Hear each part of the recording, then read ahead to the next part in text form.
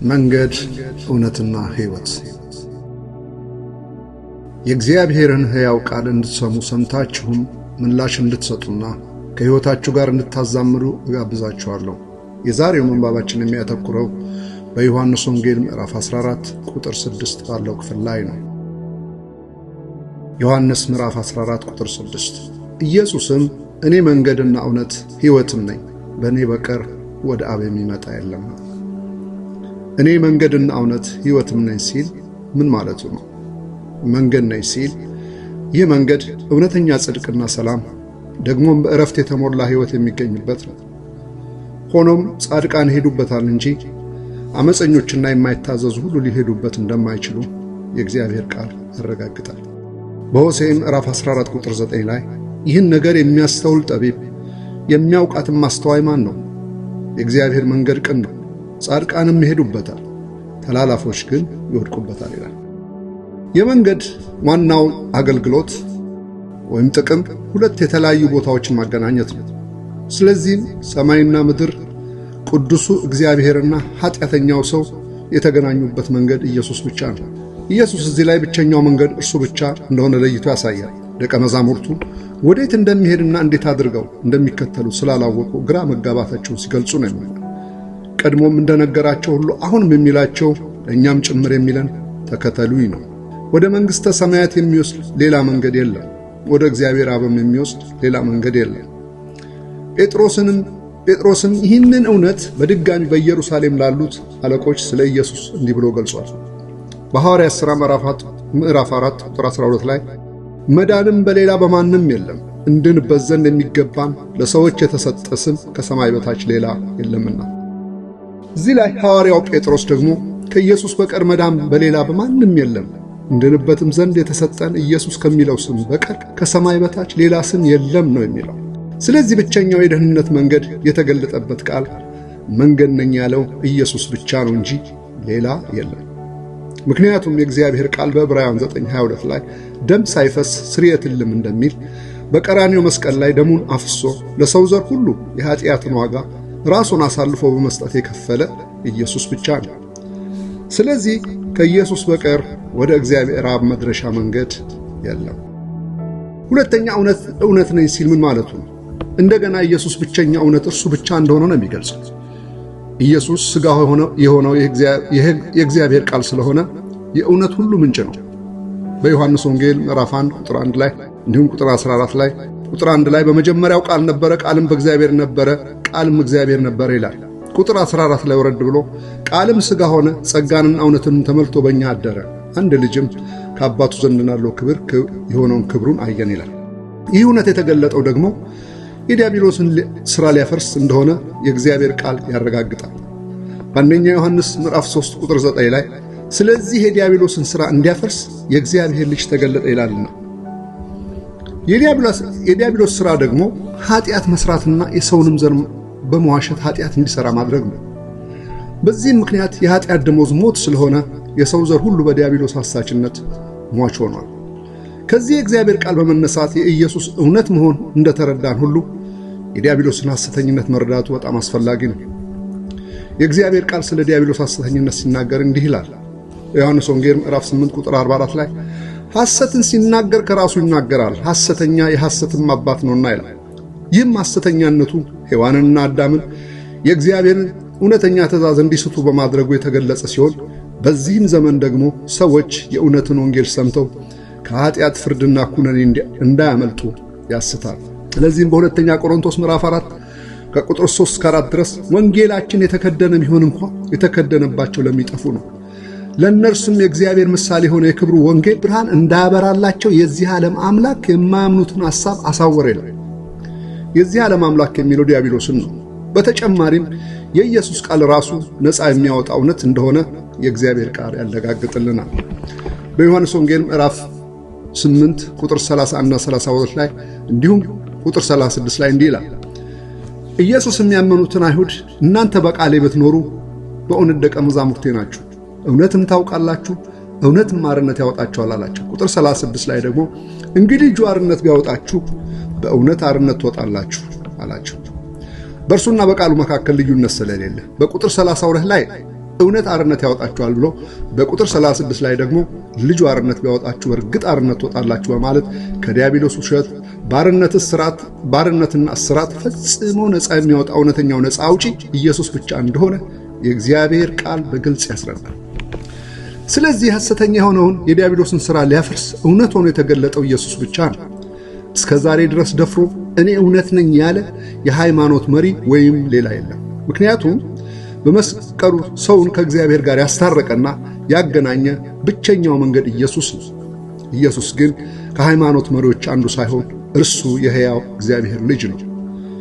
ከዲያብሎስ ውሸት ነፃ የሚያወጣ ያለ ኢየሱስ የለም። አሜን። በሦስተኛ ደረጃ እኔ ሕይወት ነኝ አለ። እኔ ሕይወት ነኝ ሲል ምን ማለቱ ነው? ኢየሱስ ለደቀ መዛሙርቱ ሞቱ እየተቃረበ መሆኑን ነበር የሚነግራቸው። አሁን ደግሞ የሕይወት ሁሉ ምንጭ እኔ ነኝ ነው የሚለው። ይህንን አስመልክቶ በዮሐንስ ወንጌል ምዕራፍ 14 ቁጥር 19 ላይ ገና ጥቂት ጊዜ አለ፣ ከዚህም በኋላ ዓለም አያየኝም፣ እናንተ ግን ታዩኛላችሁ። እኔ ሕያው ነኝና እናንተ ደግሞ ሕያዋን ትሆናላችሁ አላቸው። እዚህ ላይ እየሰጠ ያለው የተስፋ ቃል እኔ ሕያው ነኝና እናንተም ሕያዋን ትሆናላችሁ የሚለው ነው። እርሱ ነፃ የሚያወጣው ብዙዎቹ አይሁድ እንደጠበቁት ከማህበራዊና ፖለቲካዊ ባርነት አልነበረም። ነገር ግን እውነተኛ የሆነው ነፃነት ከኃጢአትና ከሞት ባርነት ሕይወት ወደ ዘላለም ወደሆነ የነፃነት ሕይወት ነው።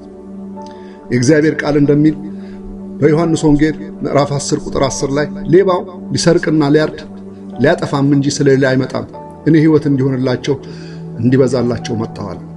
ሌባው ዲያብሎስ ሲሆን አዳምና ሔዋንን በኤደን ገነት የእግዚአብሔርን ትእዛዝ ተከትሎ በሕይወት መኖር እንዳይችሉ በማሳት ሙታን እንዲሆኑ ያደረገ ነው። ዲያብሎስ የሰውን ዘር በማሳት ኃጢአት እንዲሠራ በማድረግ ሟች እንዲሆን አድርጎታል። ምክንያቱም የእግዚአብሔር ቃል የኃጢአት ደሞዝ ሞት ነው ይላል። በሮሜ 6 ቁጥር 23 ላይ የኃጢአት ደሞዝ ሞት ነውና የእግዚአብሔር ጸጋ ስጦታ ግን በክርስቶስ ኢየሱስ በጌታችን የዘላለም ሕይወት ነው። ከእግዚአብሔር ይልቅ ሰይጣንን ማመን ያስከተለው ውጤት ሞትና ከእግዚአብሔር ክብር መጉደል ነው። እግዚአብሔር ሰውን ያዘዘው ክፉንና መልካሙን ከሚያሳውቀው ዛፍ አትብላ፣ እርሱን በበላህ ቀን ትሞታለህ ነው ያለ። ይህንን ቀላል ትእዛዝ ነው ተላልፎ በኃጢአት የወደቀው አዳምና ሔዋን የእግዚአብሔርን ሕይወት መንገድ ትተው የሰይጣንን ሐሰት በመከተላቸው ያተረፉት ሽሽትና ፍርሃትም ነው። ዓይኖቻቸው ሲከፈቱ ያዩት እርቃናቸው መሆናቸውን ብቻ ነው። ከዚያም በኋላ በፍርሃት ተሞልቶ ሽሽት። ዛሬም ብዙ ሰዎች የእግዚአብሔር ምሕረት ችላ ብለው በራሳቸው እየቀለዱ ወደ ሲኦል በራሳቸው ፈቃድ ዲያብሎስ ይነዳቸዋል። በዚህ አይነት የዲያብሎስ አሳችነት የመጣውን ሞት የሰው ዘር በሙሉ እንዲወርስ አድርጎታል። ሰው ቀላሉን የእግዚአብሔር ትእዛዝ ባለማክበሩ ያተረፈው ሞት ነው። ይህም ደግሞ ለሰው ዘር ሁሉ በውርስ ደርሶታል። ለዚህም ነው የእግዚአብሔር ቃል እንዲህ የሚለው በሮሜ ምዕራፍ 5 ቁጥር 12 እና ቁጥር 14 ላይ ስለዚህ ምክንያት ኃጢአት በአንድ ሰው ወደ ዓለም ገባ፣ በኃጢአት ሞት፣ እንደዚሁም ሁሉ ኃጢአትን ስላደረጉ ሞት ለሰው ሁሉ ደረሰ ይላል። ቁጥር 14 ላይ ደግሞ ነገር ግን በአዳም መተላለፍ ምሳሌ ኃጢአትን ባልሰሩት ላይ እንኳ ከአዳም ጀምሮ እስከ ሙሴ ድረስ ሞት ነገሰ ይላል። ነገር ግን ሕይወት የሆነው ኢየሱስ ሲገለጥ ይህ የሞት እርግማን ሰንሰለት ተበጠሰ። የሰውን ዘር ከዘላለም ፍርድና ሞት የሚያድን ንጹሕ የክርስቶስ ደም በመስቀል ላይ ስለፈሰሰ ለሚያምን ሁሉ የዘላለም ሕይወት ያጎናጽፋል። በሮሜ ምዕራፍ 5 ከቁጥር 17 እስከ 18 በአንዱም በደል ሞት በአንዱም በኩል ከነገሰ ይልቁን የጸጋን ብዛትና የጽድቅን ስጦታ ብዛት የሚቀበሉ በአንዱ በኢየሱስ ክርስቶስ በኩል ለሕይወት ይነግሣል። እንግዲህ በአንድ በደል ምክንያት ፍርድ ኩነኔ ወደ ሰው ሁሉ እንደመጣ እንዲሁም በአንድ ጽድቅ ምክንያት ስጦታው ሕይወትን ለማጽደቅ ወደ ሰው ሁሉ መጣ ይላል። ስለዚህ ዲያብሎስ ሰውን እምቢተኛ አድርጎ ሊገድል ሲመጣ፣ ኢየሱስ ግን ለሚታዘዙት የዘላለም ሕይወት ሊሰጥ ሕይወት ሆኖ መጣ። በእነዚህ ቃላት ኢየሱስ ክርስቶስ የተገለጸው እንዲህ ነው። ብቸኛው የመንግሥተ ሰማያት መንገድ፣ እውነተኛ የጽድቅ መመዘኛና የአካላዊና የመንፈሳዊ ሕይወት ምንጭ ሆኖ ነው የተገለጸው። ስለዚህ እንዴት አድርገን ነው ዛሬ ልንከተለው የምንችለው? ልክ ቀድሞ ሌሎች አማኞች በተከተሉበት መንገድ እነርሱ የኢየሱስን ቃል ሰምተው አመኑ፣ ቃሉን ተቀብለው ታዘዙ። ኃጢአታቸውን በመናዘዝ ንስሐ ገብተው ኢየሱስን ሕይወታቸው ጌታና አዳኝ አድርገው ተቀበሉት። የኃጢአታቸውን ቅጣት ተቀብሎ ለኃጢአታቸው መሞቱንና አዲስ ሕይወትን ሊሰጣቸው ደግሞ ከሙታን መነሳቱን አመኑ። እኛም በዚህ መንገድ ስንከተለው እስከ መንግሥተ ሰማያት ድረስ ልንከተለው እንደምንችልና የዘላለም ሕይወት ሰጥቶን ከኩነኔና ከዘላለም ሞት ስጋት ሊያድነን የሚችል የተረጋገጠ ዋስትናችን ነው። ኢየሱስ በስተመጨረሻ በእኔ በቀር ወደ አብ የሚመጣ የለም አለ በማለት ወደ አብ የሚደርስ ሌላ አማራጭ የሚሆን አቋራጭ መንገድ እንደሌለ በቃሉ አረጋግጧል። ሰው በመልካም ሥራ የሚሆን በሌላ መንገድ ወደ አብ ደርሳለሁ ብሎ እንዳይደክም ኢየሱስ እቅጩን የተናገረው። ሰው በከንቱ ደክማለሁ ካለ ግን ማንም ቢሆን ምንም ሊረዳው ወይም ሊገታው አይችልም። ሰው የእግዚአብሔርን ቃል ትቶ ሌላ እውነት የሚመስል እውነት ግን ያልሆነ ተረት እያወራ ወደ ሲኦል እንዲሄድ የሚያደርገው የሐሰት አባት የሆነው ዲያብሎስ እንደሆነ ግን መዘንጋት የለበትም። በዮሐንስ ወንጌል ምዕራፍ 1 ቁጥር 12 ለተቀበሉት ሁሉ ግን በስሙ ለሚያምኑት ለእነርሱ የእግዚአብሔር ልጆች የሆኑ ዘንድ ሥልጣን ሰጣቸው የእግዚአብሔር ቃል ስለሚል ይህንን የእግዚአብሔር ልጅ የመሆንን መብት ሊሰጦት የሚችለውን ጌታ ኢየሱስ ክርስቶስን የግል አዳኙ አድርገው ለመቀበል ከወሰኑ ቀጥሎ ያለውን የንስሐ ጸሎት ከኔ በኋላ ይጸልዩ። ጌታ ኢየሱስ ሆይ ኃጢአቴን ይቅር በለኝ። በቀራንዮ መስቀል ላይ ስለ እኔ ኃጢአት በፈሰሰው ደምህ አንጻኝ። ዛሬ ዓለምን ሰይጣንንና ሥራውንም ሁሉ እክዳለሁ። አንተን ኢየሱስ ክርስቶስን የሕይወቴ ጌታ አድርጌ እቀበልሃለሁ። ልጅህ አድርገኝ። ስሜንም በሕይወት መዝገብ ላይ ጻፍልኝ። አሜን።